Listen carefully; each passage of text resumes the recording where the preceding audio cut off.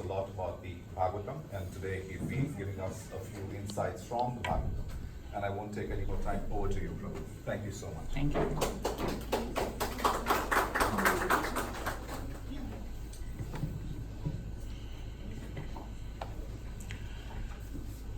If I speak at this tone, I think everyone can hear me, right? Yeah. So we want to welcome everyone this morning. Some of you look familiar.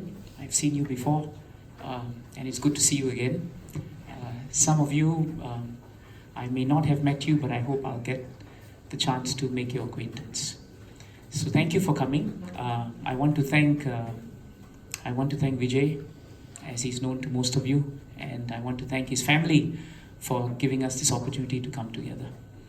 When we planned for this program, we didn't know it was Mother's Day, right? So I have Mother's Day lunch at home with my mother, and I was telling her that, I may be trying to finish by 12:30. She said, well, lunch is at 1, so whatever happens, you have to come home by then.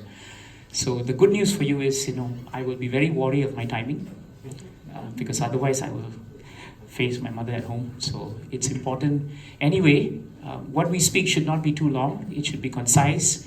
It should be something that we want to share with you. I'm not sure how Vijay framed this talk to you, and he's not here. He's gone outside. But I thought it would be nice to share with you something very practical from our scriptures.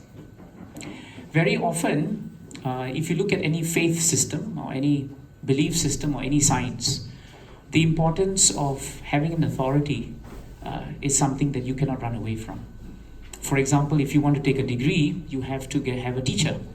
And whether you like it or not, implicitly, the teacher becomes your authority. Being an authority or turning to an authority is not something negative.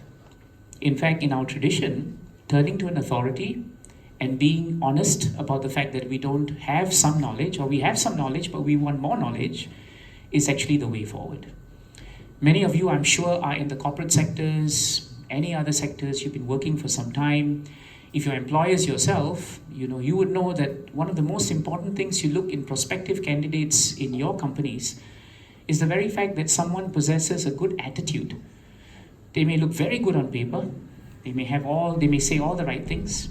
But what we want actually is someone with a good attitude.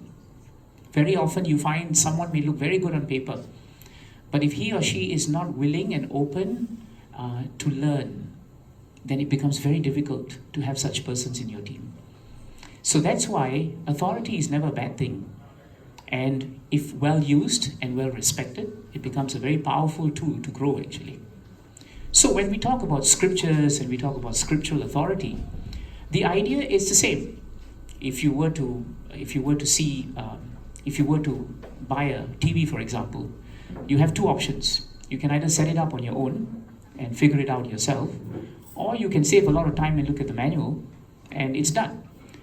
So the scriptures also are manuals. They give you some guidance, make you understand certain things, because very often in our material life, we are so busy that we don't have time to think of these things.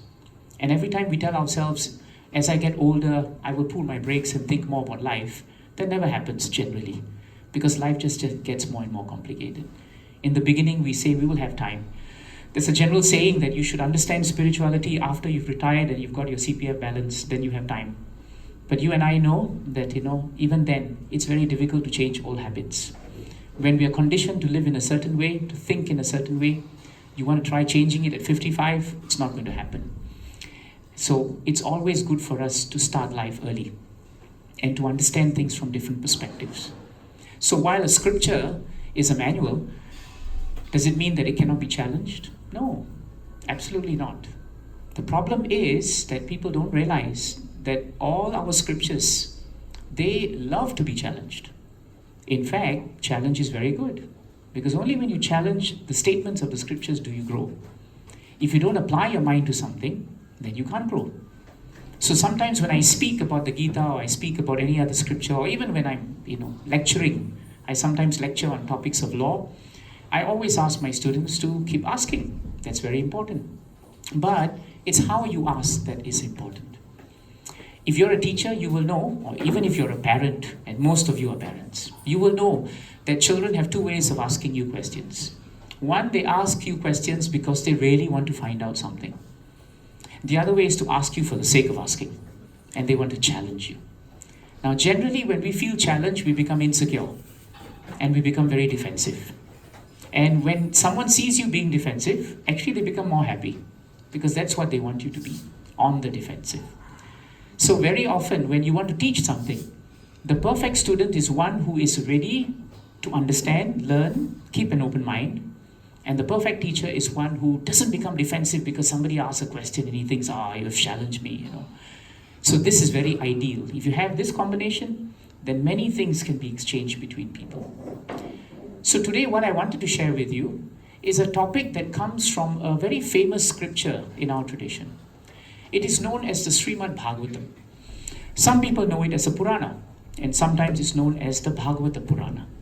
So depending on how you know it, it's a very powerful scripture because it combines the essence of another famous scripture known as the Bhagavad Gita, whom basically everyone will know. Either you've read it or you've heard about it, but you would have seen it somewhere. Now, Bhagavatam combines the Bhagavad Gita, the beauty of Bhagavad Gita, the essence and teachings of Bhagavad Gita, and it combines it by giving you the lifestyle of the great devotees who actually followed these principles. So actually Bhagavatam has two parts. You have the book Bhagavatam, and then you have the person Bhagavatam. The person Bhagavatam is known as sometimes as the Mahabhagavat. Sometimes you hear the word, he's a Bhagavat. Bhagavat simply means one who acts according to the principles of Bhagavatam. The problem with religion and spirituality and morality and all these things is that very often people lose faith in it very quickly because we go to the temples and places of worship and we see people there praying. And the same people who act very nicely in the temple come out and act completely opposite. And the younger generation and our generation, who were younger once upon a time, we started looking at these things and we started thinking, well, that's not the way it's supposed to be. Which is why in today's world now, the movement is towards being a good person rather than being a religious person. But the Bhagavatam is neither good nor religious. The Bhagavatam is actually meant to be something that you can share and try and put into principle and practice. So that's the beauty of the Bhagavatam. It's very practical. In one episode, the Bhagavatam is comprised of 12 cantos. Cantos are like sections, chapters. But cantos are large chapters. And in one section of the canto, the 11th canto, there is a very famous conversation between Krishna, the Supreme Personality of Godhead, and his great devotee known as Uddhava. You all would have heard about Uddhav, right? Uddhav was a very great devotee. And in fact, he looks so much like Krishna that once when he went to see the gopis in Vrindavan, the gopis thought that he was Krishna. So he was very close to Krishna. Now, in Bhagavatam, this is the setting so that you appreciate it. Krishna was going to leave this world. He had wound up his leelas and pastimes and he was going to leave. Now, as he was going to leave, his great devotee Uddhava, he comes to see him. And he says, my dear Lord, when you were here, everything was bearable. Everything was fine. I think we can relate to that. Sometimes when you have someone whom you respect very much, especially parents, now that we're on Mother's Day, we don't realize how important our mothers are until they leave. Or until we leave the house and we get married and move on. And then sometimes life becomes almost very difficult without them. Such people are there and they are great people. How much more than the Lord? So Uddhava turns to Krishna and says, Krishna, if you leave the world today, I don't know what I'm going to do. I'll be bereft of you. So what should I do? How should I live in this world? And Krishna says, the beauty of this world is, it is first of all a part of my energy. So, in one sense, I never leave the world. So, even though the world may look like a material world, if we learn from this world, Krishna says, then everything becomes spiritual. It's very important. The word spiritual is actually a combination of two words. It's spirit and it's ritual. If you put your heart and your spirit into something that appears to be a ritual, then it doesn't become a ritual. It actually transforms itself into something that comes from the heart. And that's why the word spiritual is vastly different from the word religious. When we speak of religious, very often we do something, but we have no idea why we do it. But when you put your heart into something, you will learn to find out why something is important. It becomes natural. So spiritual.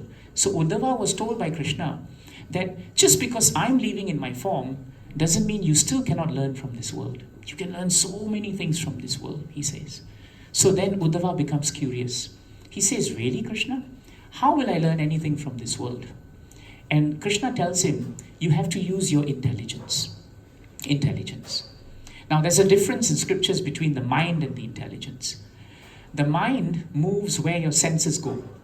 If you see something beautiful with your eyes, chances are your mind moves with it. If you smell food outside, at this moment you don't smell anything, your mind will move there also. If you see something very beautiful, then your mind will gravitate towards it. And if you touch something very nice, then you find also the same thing. The mind will move towards it. So if the mind is not controlled, the mind tends to move according to where the senses go. The only way to bring the mind into control is by using a higher force, your intelligence. Sometimes we tell our children, isn't it? Sometimes they do something rash. And you tell them, where is your intelligence? You should have used your intelligence. Chances are they used their mind, or rather the mind used them. Because where they moved, their mind also moved. And they decided, let me move with the mind. But intelligence is different. Intelligence is that faculty in all of us that is able to discriminate. You can discriminate. You'll know what is right and you'll know what is wrong. Intelligence also gives you the chance to control your mind. So that's why Uddhava was told by Krishna, use your intelligence. Look a bit deeper in the world and come to understand many things you can learn in this world. So then Krishna told him a story. And in that story he told him that one time there was a very learned avadut. Okay? Avadut means someone who is very renounced from this world. And he was very powerful. He was powerful not in the sense that he was very rich and he possessed many things. That is not really power. Real power is when you can control your mind. Then nothing controls you. So there was a Brahmana who was walking around, a young man, and he saw this avadut. Now this avadut looked so happy and so peaceful that after a while the Brahmana wanted to ask him, how is it that you are so peaceful in so many different conditions? I've seen you some days with nothing and yet you're happy. Some days people treat you like a king. You seem to be happy. Some days you look like a pauper. Yet you seem to be happy. Some days people come and take pity on you and give you so much food. You appear the same. Some days it looks like you haven't eaten for a few days, but you still look the same. Some people criticize you, but you appear unfazed. Some people praise you so much, and yet you also appear unfazed. How? And how have you learned this kind of mentality? What is it that has made you this? So this is a very valid question. And the description of the avadut actually appeals to many of us. Because even though we are in the midst of so many ups and downs and extenuating circumstances, you will realize after a while that it's a real challenge to maintain your equilibrium. And every time you go up and down, you find that your mind becomes disturbed. So it's very difficult to be what we call in Sanskrit udasina. Udasina means to be neutral, to be equipoised. Very difficult. Is it achievable? It is, but to achieve it, we have to learn. And so the Brahmana was told by the avadut that I have learned from 24 spiritual masters. Not just one. Normally we take one guru, and one is enough. Normally in this world, one is enough for everything, right? You have one wife and that's enough. You have one husband and that's also enough. As it is, one wife, one husband can be challenging. How to take anything more? So in this world, generally, the idea of having loyalty is based on one. But this case, the avadut said, no, I don't have one guru. I have 24 gurus. And this piqued the interest of the Brahmana. And he said, really, sir, you have 24 gurus. So tell me who are the gurus and tell me what you've learned from them. Now today, time is 12 o'clock. I'm keenly aware of the time. And at the same time, there are 24 gurus. I won't have time to go through 24 gurus with you, unless you skip lunch and I'm in trouble with my mother. But I thought it would be nice to share with you a few of the gurus so that you get a taste and flavor of what is it that this Brahmana learned from this great man.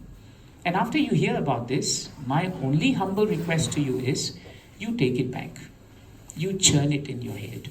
You mull over it. You contemplate on it. Whenever I speak on the Bhagavatam, whether it is to an audience which is very attuned to the scriptures, or to an audience who thinks they are attuned to the scriptures, or to an audience who have no idea what scriptures are, I always request for one thing.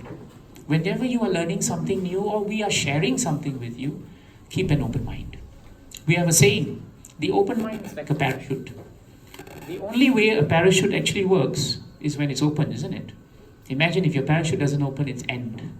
So at the same way, if you keep an open mind, we realize from my personal experience that we learn so much.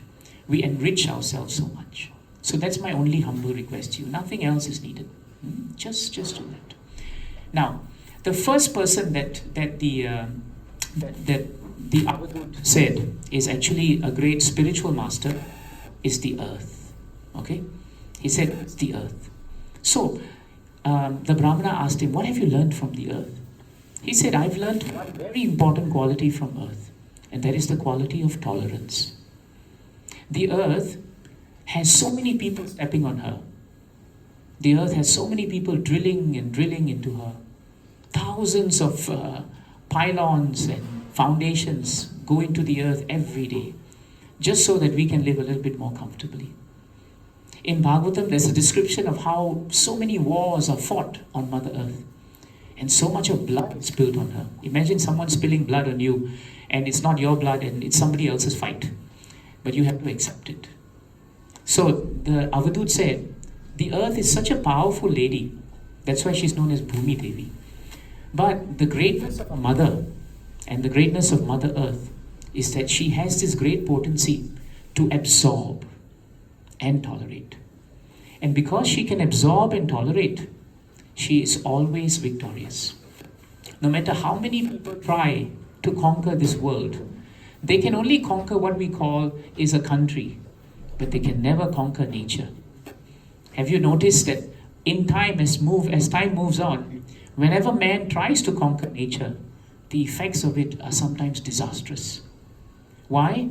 Because nature's nature is that she absorbs. So the Avadut said, from this Mother Earth, I've learned two things. I've learned the value of tolerance. In today's world, when you use the word tolerance, it means, if I say I'm tolerating him, what it means is I can't stand him. I can't take it. But what to do? I have to tolerate. That's how we normally use the word tolerance. So normally tolerance is not a good word to use. But in Shastras, the word tolerance has a different meaning to it. Implicit to the word tolerance is a very important quality. And that quality is the quality of accepting people for who they are. Acceptance and not expectation. When we expect something from someone, 90% of the time we are disappointed. Because our standards are so high, frankly speaking, nobody can meet them. But for everybody else, we tell them, you have to lower your standards when you deal with me. But it's not the other way. And whenever we expect something, if my mother woke up this morning expecting I should call her first thing to wish her happy Mother's Day, she'll be very disappointed. Because I woke up, but she woke up earlier and I missed her. My wife woke up this morning and she told me that, my daughter woke up this morning and she didn't wish me. It's not the first thing she did. And I thought, all right. So I went to ask my daughter, why didn't you wish? She said, I just got out. I wanted to brush my teeth. I didn't want to stand in front of Mama with bad breath. I said, all right, that's a nice thing to do. Expectations. We always expect. If you came here expecting that I should speak something and you become disappointed, it's very difficult. If I came here expecting my audience, should be in a certain way, I become disappointed. I do a lot of divorces, by the way, besides doing a lot of corporate work. And I can guarantee you, the number of divorces that happen in Singapore and anywhere in the world is only because of expectations that go wrong.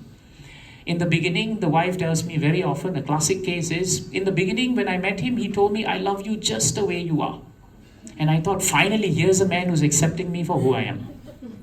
2 months into the marriage, he's trying to change me. You should be like this, you should be like that. And I keep thinking, did I hear something wrong? Because before the marriage, it was all lovey-dovey. Whoever you are, you just be who you are. I will accept you wholesale. And after that, everything changes. Why? Because expectation kills us. Reasonable expectation is fine. But very often, we are not even in that zone. We're not even in that zone. So Mother Earth has a great quality for us to think about. Not necessarily to immediately accept, because it takes great quality to tolerate. But she says, the more we learn to first appreciate, you can remember it very easily by the word A. Appreciating something that comes to you means you see what you can learn from it. That's how Mother Earth lives. So something that you can learn doesn't have to be negative. In fact, many tragedies become the greatest lessons in life. But the great devotees don't see them as tragedies. They see them as lessons. And that slight change of the lens is what Mother Earth is teaching us. Tolerance. So tolerance in Bhagavatam is a very different concept. It involves three things. First, we accept. That's the first A. Whoever you are, let me accept you for who you are. When we learn to accept people, we also learn to appreciate where they come from. Everyone has a story, isn't it true? Very true. When I got into law school, the first thing I was told is even a murderer has a story. And even a murderer deserves to be given legal representation. He will have a reason for him to do it. Whether it's rational, not rational, that's beside the point. But there's a reason why we do something. And the moment someone reaches out to understand that other person, to try and understand, to accept why you did this, appreciate why this happened, then you learn to accept people so much more easily. And when we learn to accept people, then our expectations become managed.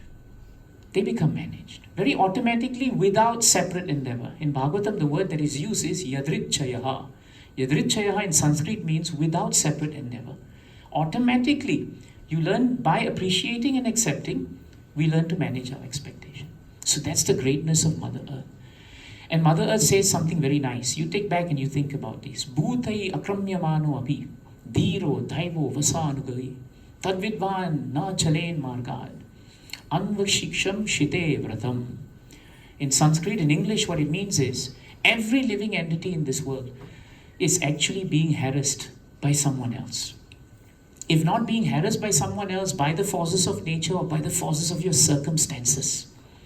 Sometimes husbands have terrible time at work. They come back with a long face. But wife may think, oh my God, you come back and that's how you look at me. And sometimes husbands think wives have nothing to do. All they do is they are homemakers. They make the home and they sit at home. Nothing else to do. But if only we learn to appreciate where we are coming from. So everyone is being harassed. The moment we know that someone is being harassed, then what happens is we learn to understand why when they are harassed and they don't know how to handle the harassment, they will harass us. You will notice that in life sometimes when you could not cope with something, you spilled it on someone else. Very often it's our loved ones. Very often it's our loved ones. They take the most from us.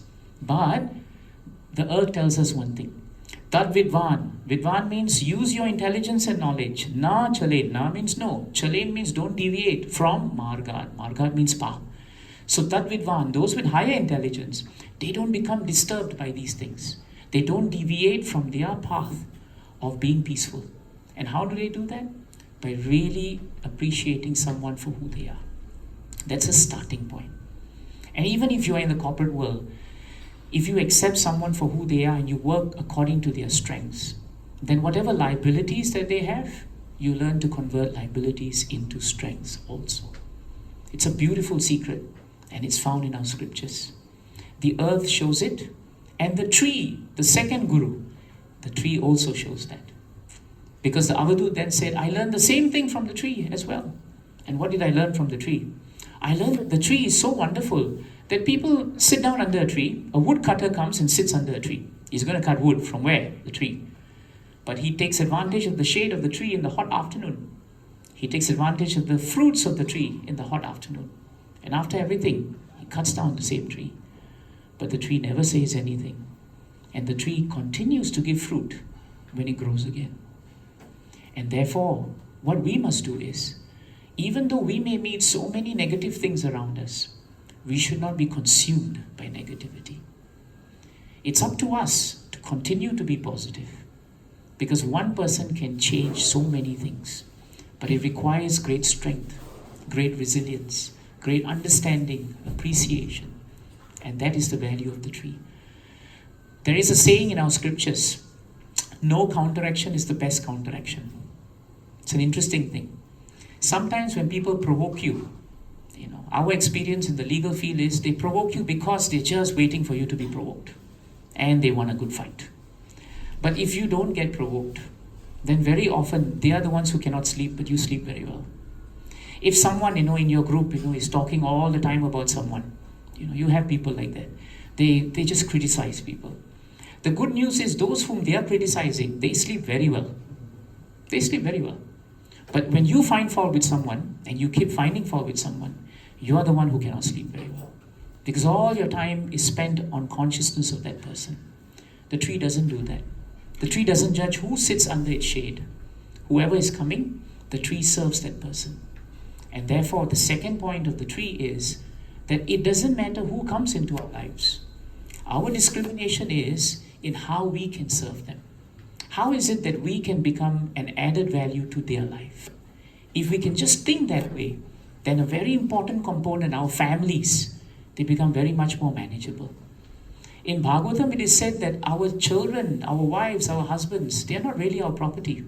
Because logic dictates that if something is your property, you keep it with you forever. You can't even keep your own sharir. Our own bodies we cannot keep. What to speak of other people's bodies?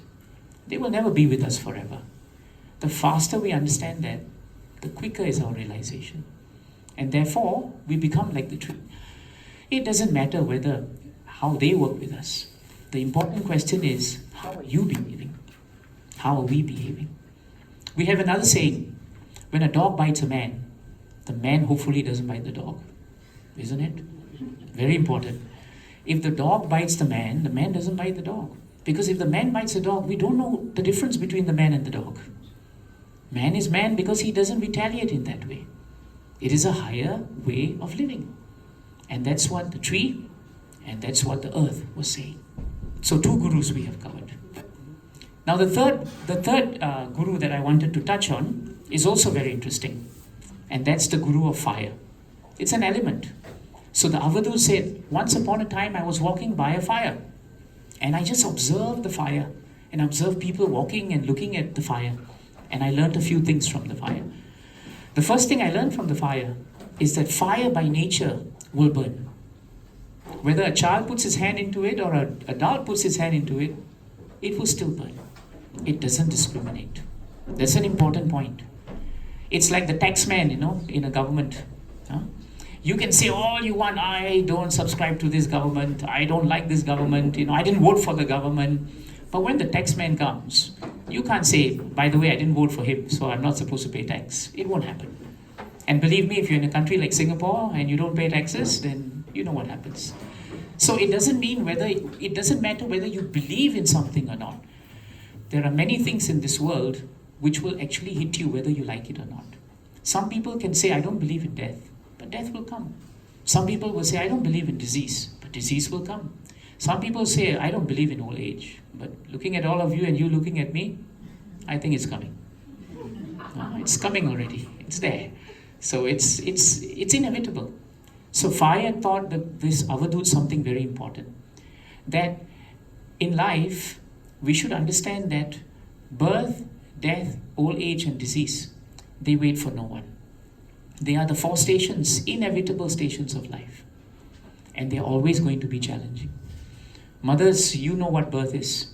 I was next to my wife, giving her soothing remarks while she was giving birth.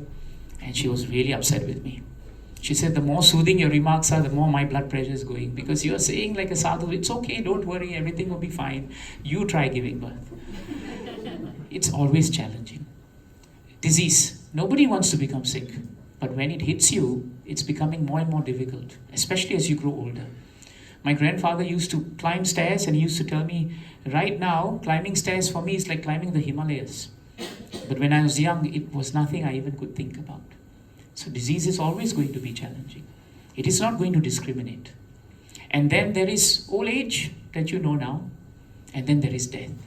No matter who we are, how great we are, nobody can prolong time. Not a minute more we have if that is a time for us to go. So the Avadut learned from fire that some things in this world will burn whether you like it or not. And they will burn everything. So there are many things in this life that are going to come. But we should be ready to meet them. We should not waste our time. That is a very important point. The other point that the Avadut said about the fire is that the more he looked at the fire, he said, I realize the fire is not one steady fire. It is actually many, many small mini flames moving constantly. It goes up, it goes down, it goes up, it goes down. But because it is so fast, we think it is burned. And in the same way, he said, this is our life also. Many things in our life, like houses and cars and people, we think that they will last forever. But we don't realize that everything is changing. Even us, we may feel very young in the heart until we see the mirror. Then we realize, oh, those times are past. You know? Have you noticed how when we used to see our parents, we used to think our parents were very old. But now actually we are our parents' age, but we feel insulted if someone calls us auntie or uncle. We feel it, you know. Someone comes and says auntie, faces change. What do you mean auntie? I'm not auntie. Look at the way I'm dressed. But when we thought of our parents, we thought they were so old. But when I did the maths, I thought, wait a minute, I'm now older than my parents was at that time. We don't realize it. So fire teaches us that things appear. We perceive that they will always be there. But we should be very sharp to understand that they're not going to be there all the time. So it's so important not to take what you have for granted. And always to be grateful. Gratitude is such an important virtue in our scriptures. Be grateful and express it. There's no point keeping in the heart, I'm grateful to my mother, and then after she's gone, you announce it to the world, I'm very grateful to her. What's the point? You know? It's very important if you love your wife or your husband, at least tell them, I appreciate you, I'm very, very thankful for you, you know. If you don't say these things, time is going to go. What is the most wonderful thing in the world? Yudhishthira Maharaj in the Mahabharata was asked this question. And he said the most wonderful thing in the world is that every day someone is dying. But those who live really believe that they will live forever. That is the most wonderful thing in the world. And that's why the impermanence of the flames brought to mind the Avadut's idea. So you see how nicely he took the fire and how well he understood this point. Then he turned to the wind, the fourth guru. And he said, this wind is an amazing thing. The wind passes through so many different parts of this earth. When it passes through the streams, you know, the vapor from the stream touches the wind and sometimes it carries it. You sometimes feel breeze coming from a river. It's so nice, right? It feels like the mist. Today, artificially, we have all this mist that we spray on ourselves. But in those days, that's how it came. That was the inspiration. Then he said, the wind also goes through the rubbish pit. And sometimes when the wind goes through that, it carries with it the stench of the garbage. Sometimes it goes through a flower garden of roses, and when it goes through the flower garden, it comes out and you think, wow, the wind, the atmosphere is so wonderful. But the Avadut said a very nice point. He said the wind is wind. Wind actually doesn't change. The wind just passes through. And as it passes through, sometimes we think, the air is very smelly or the air is very fragrant. But it's not the air. The air is carrying something, but it is not touched. So in the same way, the Avadut said, we must learn the art of living in this world. Living in this world in such a way that our heart is always with the Supreme Lord. Always knowing who we are and where we come from. But at the same time, from that vantage point, living with everyone, with a view and always having this idea that while we serve everyone, our time here is very limited. That is how the wind passes. It is not touched. It is not touched. If you are very fascinated by Hindu symbolism, and if you're very fascinated by Hindu deity iconography, for example, you will see many devatas sitting down in temples. Lord Ganesh, for example, he puts one leg up here and one leg is down, right? You see it very often. Now that is the same symbolism of the wind. The wind is teaching us that one leg must always be down. Practically, we have to be in this world. The wind is flowing through the world. But at the same time, the wind is not of this world. It doesn't get touched by the roses, doesn't get touched by the garbage. It is just itself. Wind is wind. And we should not blame the wind, because the wind is just moving through. So Bhagavatam tells us we must live a life where we should have what we call the train platform consciousness. Now Singapore, you can't use the platform consciousness to explain this because MRTs come every 2-3 minutes. But if you go to India, and you are moving from one express to another express and it's 4 hours, 3 hours, 2 hours, sometimes you sit on the platform, they have places to sit, and then you sit down across, somebody is sitting. And then what happens? You two start talking to each other. You talk to each other, you share ideas, and you become good friends. But when your trains come, nobody's going to drop everything and say, now we will just stay in the platform. No, we know we have to move. We know we have to move. Nobody's going to say, I spoke to this lady, now let's get married on the platform. Nobody does that. Everyone says, I have a train to catch and I have to move. And by the way, if you follow the train analogy, you'll also find, especially in India, the lighter your luggage, the easier to enter the train. And the heavier your luggage, good luck to you. So the point that the wind is telling us is very nice. Wind is very light. It has no baggage. And yet it touches everything. So whatever that we have, we can use it.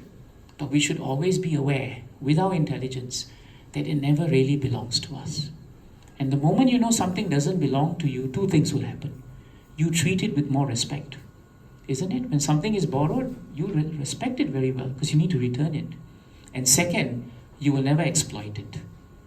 And that's why Bhagavatam tells us the basis of family happiness is actually in this mood of service. Service to our wives, our husbands, service to our children. Children are gifts of God. Did any one of you select your children? No. Maybe you selected your husband and wife, but you never selected children. They come to us. And in whatever form they come, whether you like it or not, you have to accept them. Understanding the wind, understanding the tree, understanding the earth makes us appreciative of this point. And understanding the discriminatory effect of fire makes us appreciate this point. So wind is a very powerful idea. You live in this world, but you're not of this world. It's a nice point. Live in the world, but be not of this world. Very important. Very important.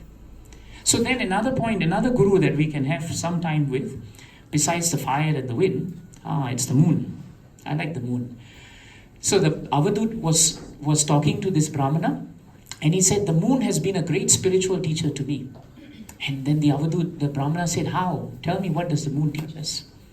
And there's a very nice verse in Bhagavatam, I'll give you the English meaning of it. It says, when you look at a glass sheet of water in a lake, if you see the lake, very seldom the lake is still. Very often by nature, lakes ripple. When you look at the reflection of the moon in the lake, the moon also appears to ripple. But everyone knows that the quality of the moon is not to ripple. It's the quality of the lake and the water that ripples. Right? So in Bhagavatam it is known as Kampadis Tat Krito. Kampadis means to ripple. So the problem with us, the Avadut said, is sometimes we believe that this body is us. And we think this sharir is all there is. But we don't realize that actually we are not in love with our bodies. We're actually in love with our consciousness. All of us have seen our loved ones dying.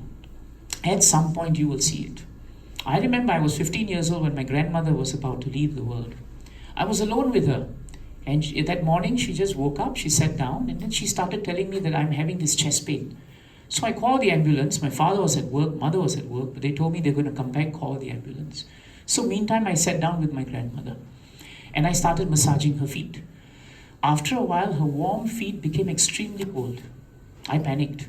So I started massaging her hands. Her hands were very warm, but after a while, they also became cold. And then I massaged her head, her forehead. And I kept telling her, stay with me, stay with me, stay with me. But after a while, her forehead also became very cold. And even though I was 15, I had no understanding of an adult, instinctively I knew that my grandmother had become so still that she just wasn't there anymore. It's an instinct that you gather. And you don't need to come from a certain culture, it's universal. And over the next day, when the funeral happened and everything happened, not once did I even protest that my grandmother is there. She's still there. How can you burn her? How can you cremate her? And I had no spiritual knowledge. So even without spiritual knowledge, we have the stock of our intelligence to know that actually instinctively, this body is not everything. And why is that important? Because we learn after a while that the person we loved was not that body. The real person we loved was the character. It was that personality. That was the thing that attracted us to that person. And so the Shastras tell us the closest evidence you have to come to prove that we are more than this body is that we are actually consciousness. And the symptom of consciousness is that it can continue without the body. And when the consciousness leaves the body, no matter how much you have pampered it, the body has no value. In fact, within a few hours in this kind of weather, the body just goes. Something that was so beautiful and so appealing, right, becomes a source of repulsion. So when we understand that we are more than this body, that what makes us so beautiful is consciousness, then we learn that we are just like the moon. The moon by nature is very beautiful, The moon doesn't ripple at all. But if we keep looking at the moon through the ripples of the water, we unfortunately associate the moon's quality and the water's quality. And mistakenly we think, no, the moon also ripples. But it's not true. So we should carefully look at our lives, the Avadut said. We should draw a distinction between our consciousness and this body. The body is merely a vehicle, a receptacle. But what keeps this body dynamic is the force within us. Some people call it the soul, some people call it consciousness. When I speak about the soul to, for example, French students or European students whom I teach, they get confused. But when you tell them about consciousness, almost everyone agrees. They said, yeah, consciousness is what defines us. It's not this body. Body will go. So this is the great lesson that was given by the moon. The other example given by the moon is that it appears to wax and wane, isn't it? But actually the moon is not waxing and waning. You all know scientifically, it's basically the movement, right? The elliptical movements that cause it to look as if it's waxing and waning. So in the same way, our bodies may react to this world, but our natures remain ever existent. Have you noticed how your nature generally never changes? Even if you try to change somebody's nature, you can stand upside down for 30,000 years, he won't change. We can maybe make some adjustments here and there, but nature is nature. It's very strong. If someone inherently is bad-tempered, generally you'll have a grouchy person next to you. If someone is inherently very sadhu, you know that they will generally be sadhu. So nature is a very important thing. You can nurture it, but to nurture nature, Bhagavatam tells us you have to accept the nature first. Then you can nurture it. Our problem in this world is very often we don't accept people's nature, but we immediately want to nurture them. And that is where we become frustrated. And that's the beauty of the moon. So I thought, moving away from the moon and all these elements, I have maybe 5 or 6 minutes. I can actually speak about not just a moon or the elements, because out of the 24 gurus, there were many others that were actually considered to be like human beings or animals. Let me give you an example of an animal. One animal that the Avadut said I have learned, one guru of mine, is this family of pigeons. The Avadut said I was walking by a forest and I saw a family of pigeons.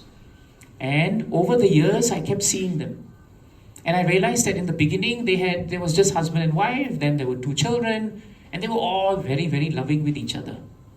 And whenever the husband and wife went out to get food, they would come back in a hurry, and they were very attached to the children, and children were attached to them.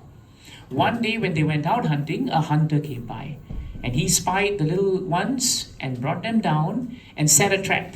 He didn't kill them immediately, he set a trap. So when the mother and the father came back, and the mother saw that her children were in a trap, she lost all reasoning, and she rushed into the trap.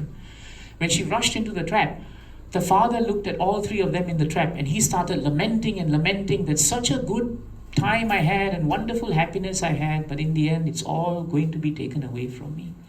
And while he was lamenting and lamenting for the fact that his 3 members of the family were going to be killed, he did not realize that the arrow of the hunter was actually aimed at him, because he was outside the trap and the others were already in the trap. So the Avadut said, from this I understand that very often when we have things and people whom we're very attached to, we genuinely believe that we will live forever. We genuinely believe that tomorrow I will be at least alive. Let me not think so much of death. But in the scriptures, thinking of our last day is not negative. It's actually considered very positive. Because if you knew that today was the last day, you will make the best use of it. You will give optimum. And if a devotee learns to realize the fragility of life, if he realizes from these pigeons, especially the father pigeon, that while we lament for those who are going to go, we forget that we are also within the zone and the range of the arrow. We will also take stock about one question. What am I doing with my life? Is this all there is to life? Or is there something more? And that is what he learned from the pigeon. Now let me give you a final one, maybe a human being. That is quite interesting. There is one very short one on a human being that I think it's nice. It's about this girl. This one is nice. There was this girl who was alone in the house. Her parents went out to buy something, but they had sent out proposals for bridegrooms to come and see her, marriageable age. In those days, arranged marriage was still there. I don't know how it is now, but at least that time it was. Now, a family came by when the parents were not home, and they had a prospective bridegroom who wanted to see the bride. Now, the girl, of course, tried her best to welcome them, but she realized that we were not prepared. So she had to go in and she wanted to make something for them. So she started pounding on the pestle. But then, she did not want the outside family to think that they were not prepared to receive them. So while she was pounding, she had these, bracelets on her. And because there were many, as she kept pounding, the Avadut said they made so much noise. And because they were making noise, she was afraid that people outside would be intelligent to know, wait a minute, she's busy in the kitchen now. Don't they have a maid? What kind of family is this? Is the standard all right? And then she may lose the proposal. So she thought best way to do is silence the bracelets. So she took off the rest of the bracelets and left only 2 here, minimum 2. But even as she pounded, she found these 2 were still making noise. You wear bracelets, not the men, but you wear it. So you know how it is. So then she decided best thing to do is she broke 1 bracelet here and took out it. The other one, put them aside, only 1 each. And she pounded. And as she pounded, Bhagavatam tells us no noise. Because 1 bracelet not hitting anything does not produce noise. And the Avadut said, I just observed this. And from this I came to learn something very important. Whenever there's a gathering of people, they become like bracelets. They make a lot of noise. And if we are not careful, that noise that they make become very disruptive. Meaning to say, if our topics and our conversations, if they are not aligned towards spiritual and pleasing topics, we can become very disturbing to others. If we don't give each other nice sangha, sangha means association, then we can become disturbing to others. Then Bhagavatam tells us, the meaning of 1 bracelet on this side and that side simply means that when 2 people come together, they don't have to be silent. If they're silent, then what's the point of being together? But what they talk should be useful. That is considered silence in Shastras. Very often we hear of Mauna Vrat. It means be silent. But the deeper meaning of Mauna Vrat is actually whatever you speak, let it be spiritual. That is a deeper meaning. Just like we have 2 prayers in Bhagavatam. One prayer is, tomorrow I have an interview. Please let me get through it. The deeper prayer is, tomorrow I have an interview. Give me the strength to face it in the right way. Now that's a deeper prayer. Because strength will not leave you. But interview means today 1 interview, tomorrow there'll be another interview. That will keep coming. You have this saying, is it better to teach a fisherman how to fish? Or is it better just to give him fish? In the material world, you have that saying. You want to give people empowerment. And Bhagavatam is about empowerment. That's why the lady decided that silence in this case was better. And Bhagavatam tells us that when we come together, our silence should be defined by giving topics and discussing things which are of value and not criticisms, not gossip. There's a saying that when 3 people come together, the 2 people will talk about the 3rd person. When the 3rd person leaves, and he was the one of the 2 who was speaking, the balanced person there will talk about this person. And it doesn't end. It doesn't end. So Sangha is important. You all have children, and I'm sure you face the challenge of association. At home you have only one kind of language. But suddenly your children come back with all kinds of different lingos. And you wonder, where did you learn that? And you know where they're learning it from. You set all the best habits in the house. You are sadhu at home, but their sangha outside is not sadhu. They come back and suddenly everything is disturbed. We have a saying, in the company of drunkards, even if you drink mineral water, eventually you will become a drunkard. But in the company of saintly persons, even if you're a drunkard, eventually you have to become saintly. So power of association is the meaning of this Guru. Never underestimate it. But it's a very deep meaning that we should know. There was an arrow. A person was making arrow. And the Avadut passed him. And he saw that so many people were walking past this man. And then the king was also passing by. But the arrow maker, in those days you had arrow makers, he did not look anywhere. He only looked at the arrow. And the Avadut said, he is my spiritual master. Because despite so many distractions, his mood is tivrena bhakti yogena. It means like a one-pointed arrow. The arrow that he's making, that's the way he's behaving in his duty. He's single-minded and he's focused. Nothing is auspicious, nothing is inauspicious. Coming of the king is supposed to be very auspicious in those days, but it didn't matter to him.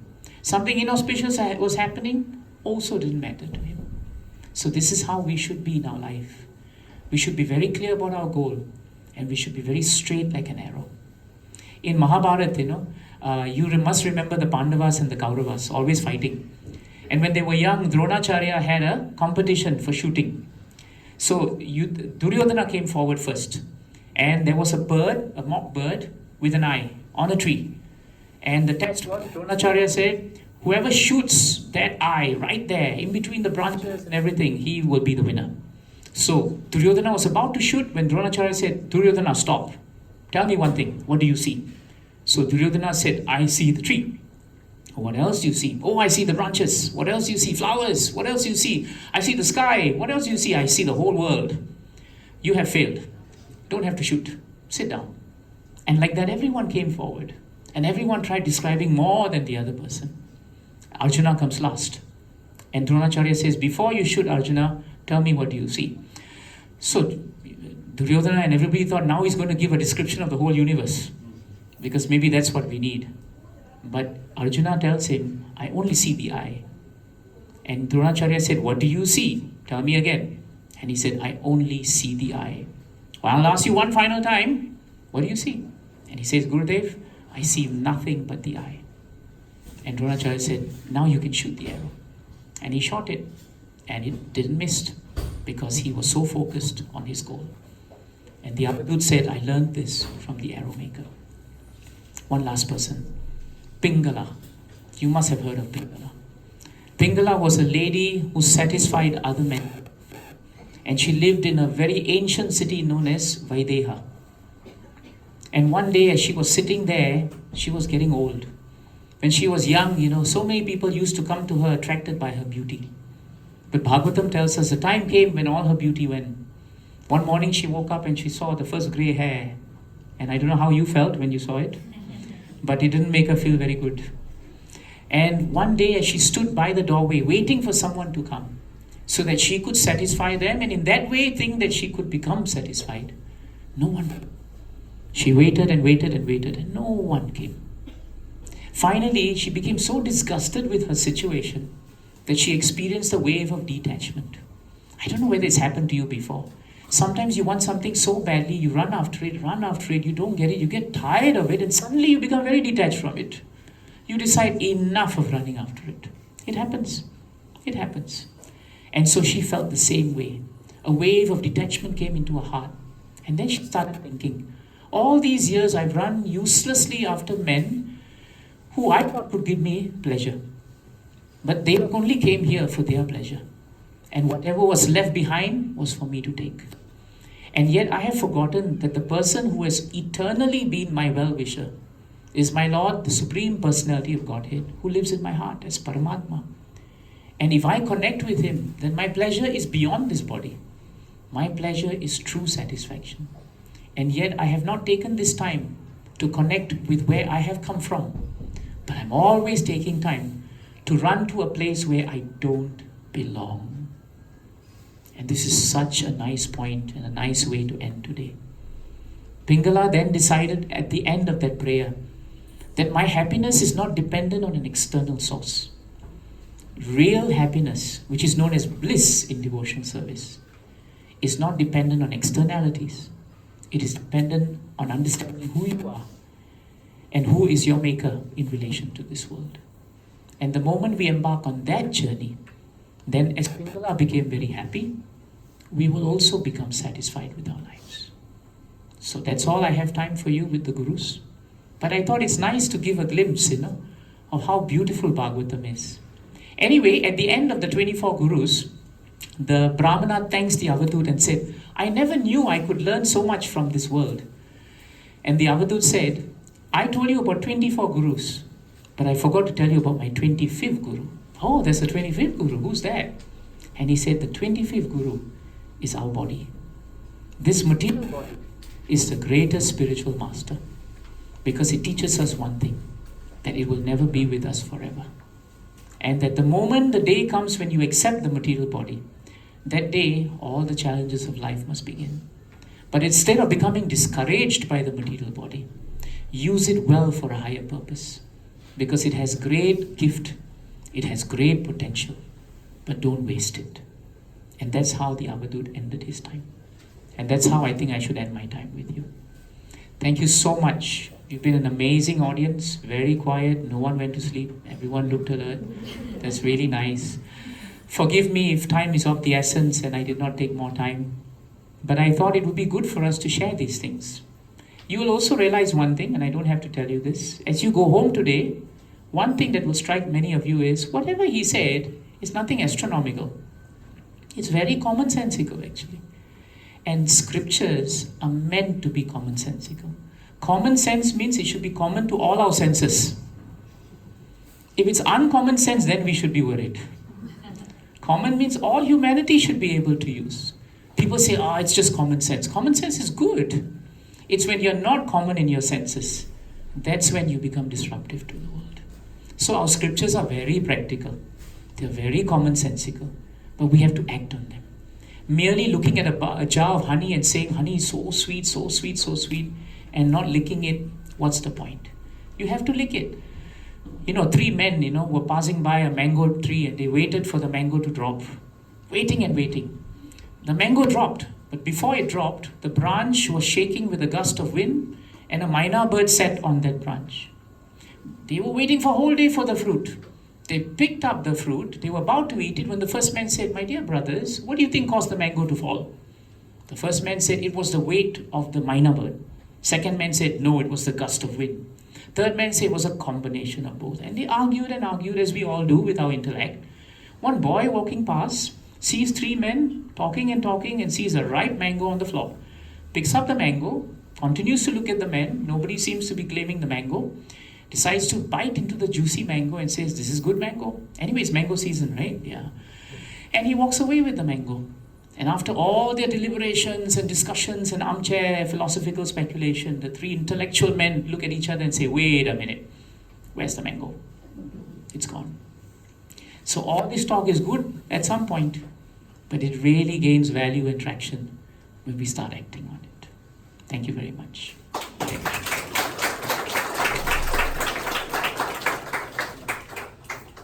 I'm done, Prabhu. Are there any? I can take one question, perhaps, before you all go for Mother's Day. Are there any pressing questions? Violent objections? Disagreements? I love disagreements because I'm in the business of disagreeing. We make money by disagreeing, right? We make money by arguing. Problem with lawyers is, we see a problem coming 10 miles away before you see it. And then we find a solution for it, but present the problem first. Make the problem look really bad. And then say, it's taken a long time for me to think of a solution. But we saw it already. Bad profession. Yes, Maybe I'll go first. Please. So I just asked a general question. It's Please. Really insightful. Thank you very much. Thank you, Prabhu. What would be the biggest message from your talk for our children? Very nice point. What would be the biggest message for the children? If there's one thing that comes immediately to mind, is for them to understand that as you mix and as you move around the world, respect persons whom you meet for what they are. Learn to value anyone who comes into your life and try to find something good in them. If you can try to find something good in them, your lenses will always be positive. At the same time, you should also be able to discriminate between what is considered good and what is not considered good. The best teachers are very often the teachers we don't want to follow. But if we can impress that to our children, then they don't hate those who are not good, but they learn from them by not being like them. The composite picture of all this is a very deep lesson I have learned personally. I hope that's useful, Prabhu. Thank you so much. Thank you. Yes, one more question. Beautiful talk. Thank you so much. Thank you. How do we figure out what is the sole purpose of life? Like, why are we put on this earth? Every individual has a purpose, right? Yes, everyone has a purpose. There is what we call a general purpose, and I guess we have a specific purpose. The specific purpose will relate only to you and your life. And through your life experience, you will know why you have your children, why you have your husband, why you have your in-laws, why you may be working. But for you to appreciate the specific purpose, all the faiths come to the point of a general purpose. The general purpose of life is actually to revive your relationship with your Creator. Now, the Creator could be called anything, but it also means that you try to understand life a little bit more than what you see in the gross form.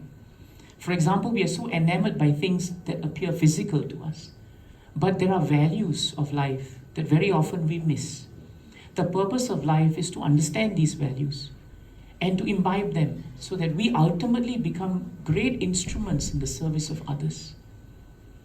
All religions agree, and spiritualists agree on one point, that in order to understand where we have come from, we also have to understand what we should do to arrive there. That's why action, that's why trying to serve others, trying to extend ourselves beyond our own universe is so important. If we can make a change in someone's life such that they become more peaceful and more happy, and they also learn the value of understanding that life is very short, and all these points that are brought up, they are hardly religious, they're actually very practical. If you give it to them, even if they don't believe in God, this is also part of God's creation. They also become spiritual. That's why we find that the best way to impart this knowledge is to ask the question you have asked. This question is the beginning of our journey. Who am I and what is the purpose of my life? If the purpose of my life is simply to be taking care of myself and my own little universe, then I cannot become better than I am. But if my life is to revive that eternal relationship that I have by understanding this universe and learning from it, then you'll find that there's so much more fulfillment to what you're doing. So that, the scriptures say, is the starting point for many people. For some people who already have a faith system, for example, who have a belief in a force, a belief in God, then you'll find that they are at a point where they find value to that spiritual relationship. And then they simply extend it to all living entities. Because otherwise it's one thing to pray to God in the temple and then to forget about His creation altogether. No father likes it. You're very nice to me, but you're hammering your brothers and sisters behind. You think I don't know? So they must go in conjunction with each other. Both are needed. A real spiritualist is one who is firmly connected to the Maker, the Creator, but he extends that firm foundation by serving all of humanity. It's never going to be easy, Mataji. It's not going to be easy. But then all the valuable things in the world are never easy. Right? There's a difference between buying diamond and buying gold. People will still buy gold, but fewer people will buy diamond.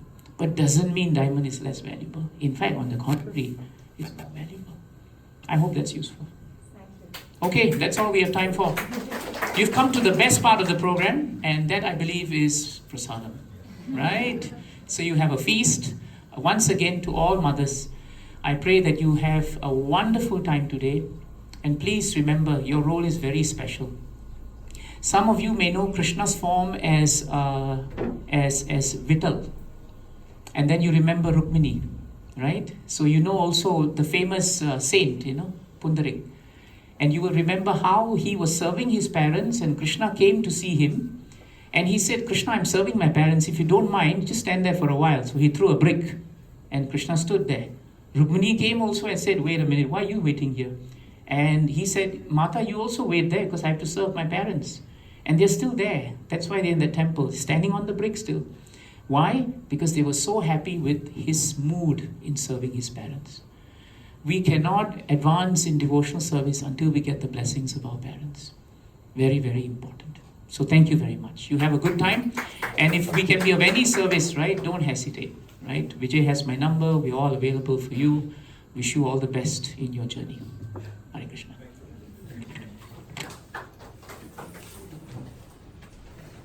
One thing.